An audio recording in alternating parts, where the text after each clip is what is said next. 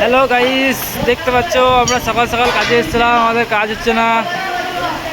সকাল সকাল বৃষ্টি নামিয়ে দিচ্ছে, দেখতেই পাচ্ছ চারিধার শুধু বৃষ্টি আর বৃষ্টি।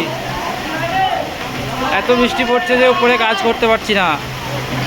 দেখতে পাচ্ছেন আমরা এখানে 10-12 জন আছি, সবাই বসে পড়েছে, কোনো কাজ হচ্ছে না।